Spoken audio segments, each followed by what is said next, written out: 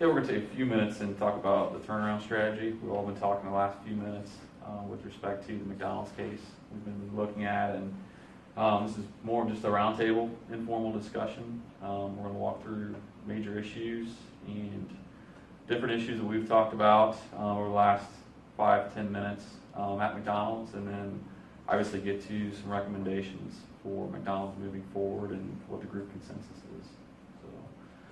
Taking a look at major issues at McDonald's today.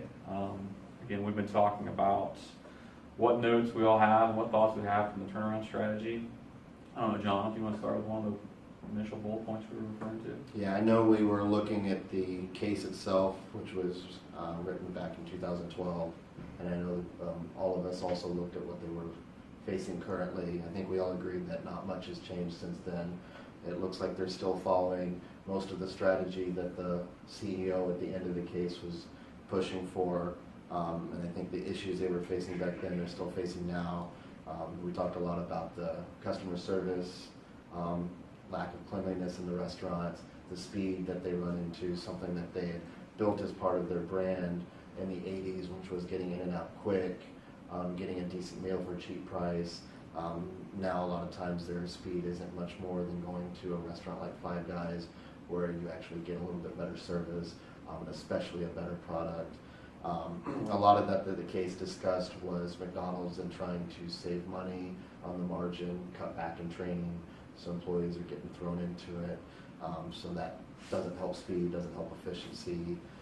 They also suffered a lot of product failures where they were throwing out a new healthier option, but it didn't seem to resonate with customers, so almost like they didn't try to do enough product testing before releasing it to markets. They're almost just testing it as they went. And of course competition sneaking up on them.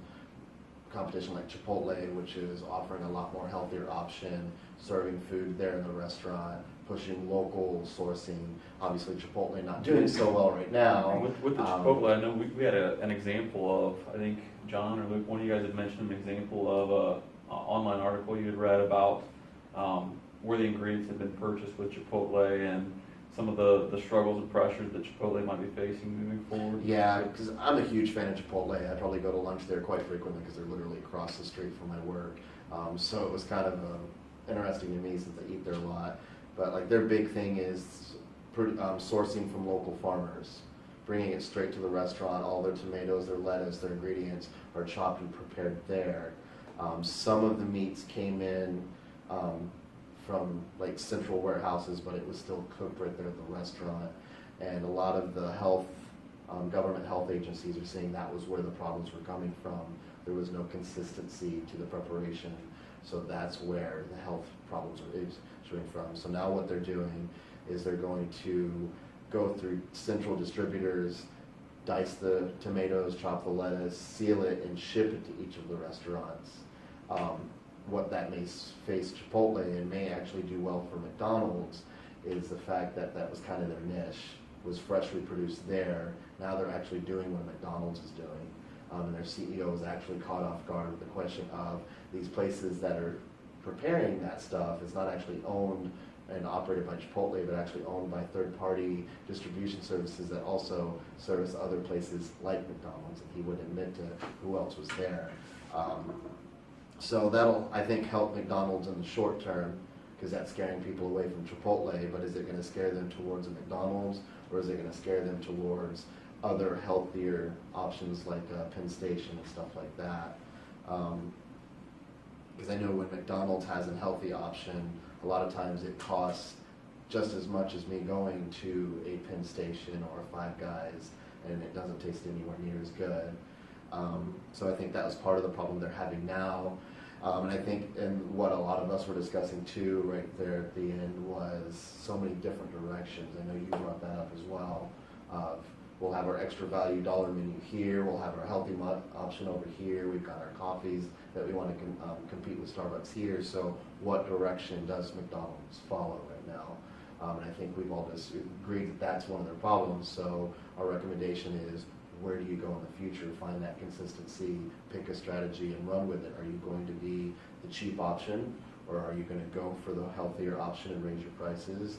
Are you trying to be that place to hang out. I know the one down on Jefferson here in town has all of the couches and the TVs that the case talked about. Is that going to help McDonald's? So we want to talk about whether we think that is going to help them or not in the long run.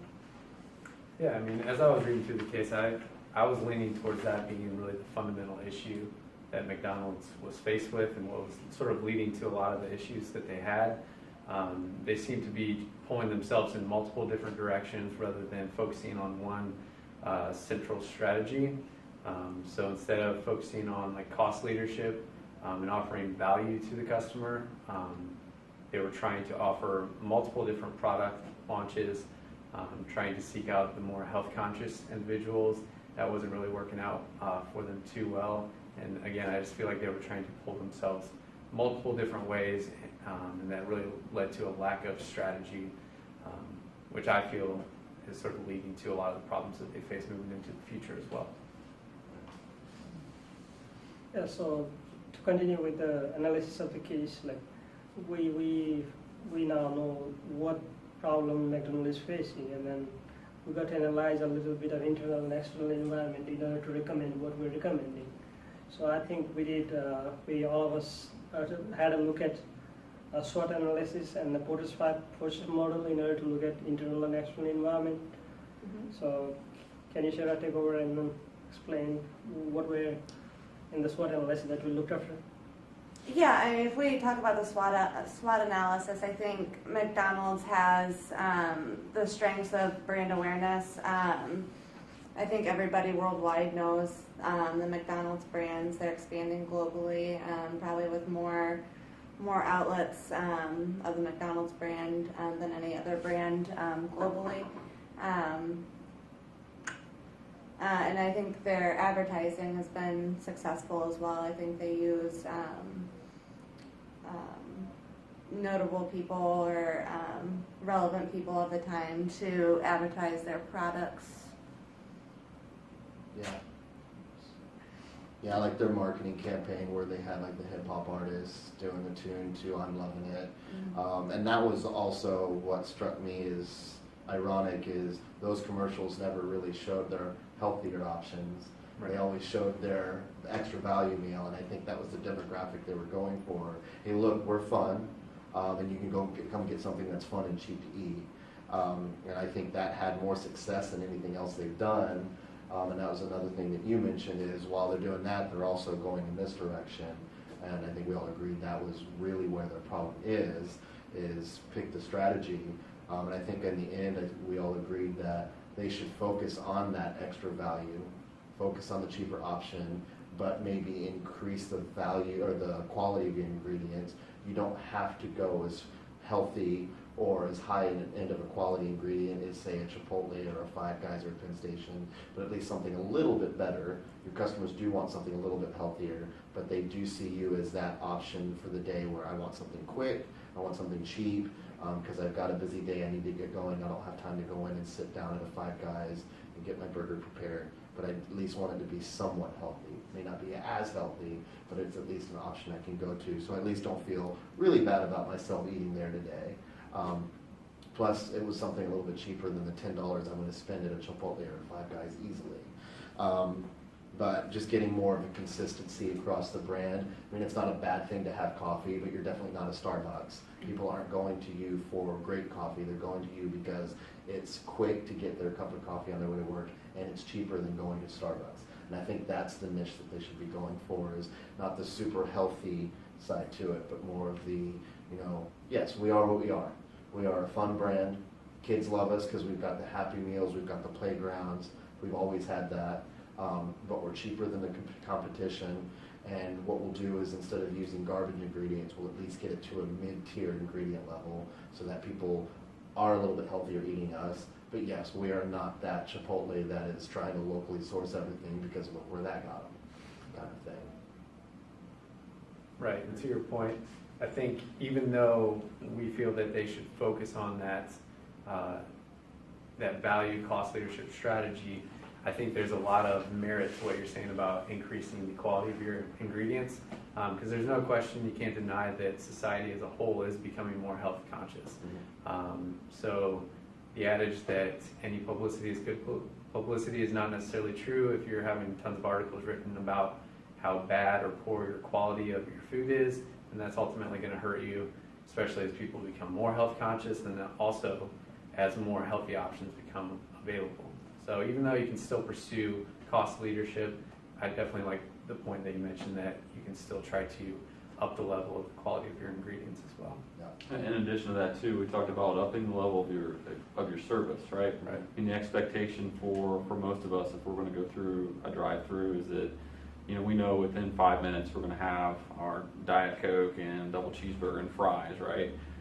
We'd also talked before about not waiting an extra 15 or 20 minutes in line, because that really takes McDonald's and the experience that you have out of the fast food realm and into more where you would expect. I know somebody mentioned it earlier about the Chipotle experience, and it really is it's a case where again, we talked about a customer that walks into McDonald's who might be looking for a salad. I mean, typically that's probably stretching the brand awareness of McDonald's. I don't think most people are going to go walk into McDonald's and order a salad. Right. So, And I mean, in the way Chipotle and Five Guys, and Five Guys is not healthy by any means, and Five Guys knows it and they're proud of it. They're there about making a really awesome burger. But you can walk in there, and the way they do their assembly line is how I see it. I've gone in the middle of lunch rushes, pulled up to a Chipotle, walked in, waited in line, ordered my food, gotten it, paid for it, and gotten out just as fast, if not faster, than some days that I've gone to a McDonald's during the lunch rush. And it's because those employees are trained a lot better, and they've also got very specific duties that they're doing. You've got one person checking out, you've got one or two people at the line asking you what you want, while the guys in the back are cooking the whole time. And then as they're running out, like, hey, I need white rice, he's got the big bowl of white rice that he's pulling up off the heater that he just freshly prepared for them to put on the line. So that's something that McDonald's needs to focus on as well, especially if you're going to be a lower end ingredient, you're going to be cheaper, you need to be faster than they are, because that's what's going to pull people to you. Something that can be seen here is like there are aspects that McDonald's can improve without even losing their margin or increasing their cost. Yeah. And I mean, in margin too, you don't have to make 25 or 30% margin on everything. You can be like the grocery stores. They are a penny business. A can of beans, you're not making a lot. You're making a penny on probably every can, but you're selling 1 million cans a week.